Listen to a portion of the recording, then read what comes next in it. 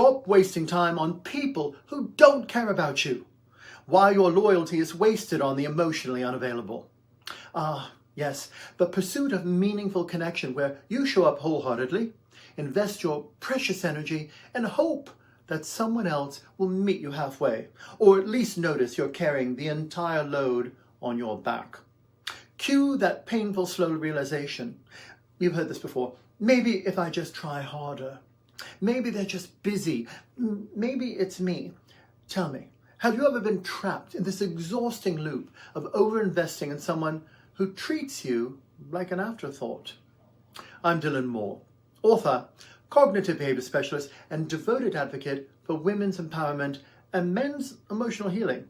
Join me as we unlock transformative strategies to reclaim your emotional freedom, master your emotional intelligence, and dismantle the outdated myths that keep you stuck in cycles of self-abandonment.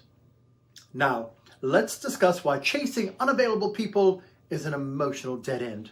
If you found yourself clinging to crumbs of affection or endlessly rationalizing someone else's emotional neglect, consider the following. You were taught that love must be earned through overfunctioning. It doesn't. Real love recognizes your worth without auditions.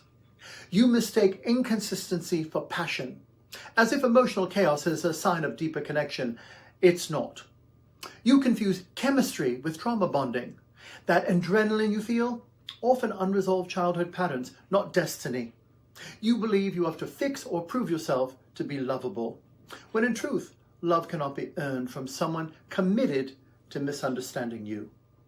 You stay hoping for closure. Spoiler, healthy closure is an inside job, not a gift from the emotionally unavailable. The clinical insight? Emotional neglect, attachment wounds, and false hope. From a therapeutic standpoint, repeatedly investing in people who don't care is often rooted in attachment injuries. Early experiences where your emotional needs were minimized, they were ignored or intermittently met. CBT and trauma-informed therapy reveals that seeking validation from emotionally unavailable people is not a reflection of your unworthiness, it's an echo of early survival strategies.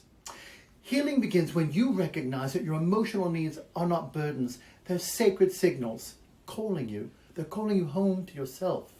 You're not too much, you're not too needy. You are simply seeking connection where there is none to give. Here's the hidden cost of staying tethered to people who simply don't care. You drain your emotional reserves, you're chasing validation instead of taking time to cultivate your own self-worth. You tie your self-esteem to their inconsistency. It never helps. You delay your personal growth because you're waiting for them to finally wake up. You confuse rejection with a verdict on your value rather than redirection towards alignment.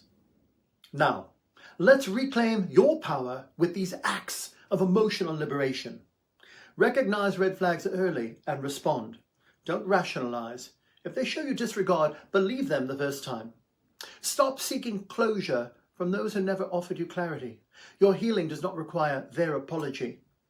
Redirect your energy towards people and pursuits that reflect your true worth. Prioritize emotional reciprocity over fantasy potential. You deserve presence, not potential. Honor rejection as sacred protection. What doesn't nourish you is not meant for you.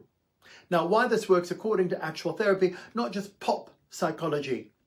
Healing from emotional neglect patterns involves cognitive restructuring and attachment repair, challenging the internalized belief that you must earn love through self-abandonment.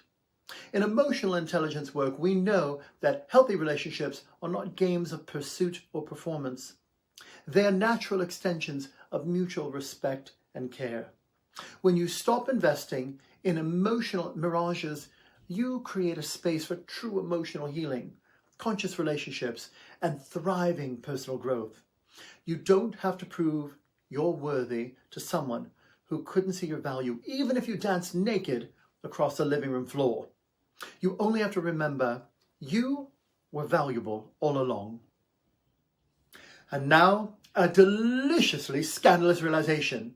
Chasing people who don't care about you isn't loyalty, it's emotional malpractice against yourself. Let's be boldly clear. You were not put on this earth to audition for the approval of people who lack the emotional bandwidth to love you. So, tell me, what would your life feel like if you stopped seeking love from the emotionally bankrupt and started building a relationship with the one person who matters the most? You. Comment below and let's normalize the exquisite art of choosing self-love over emotional scraps. Together we rise, together we thrive. Let's rise fierce into a new life of personal power and freedom.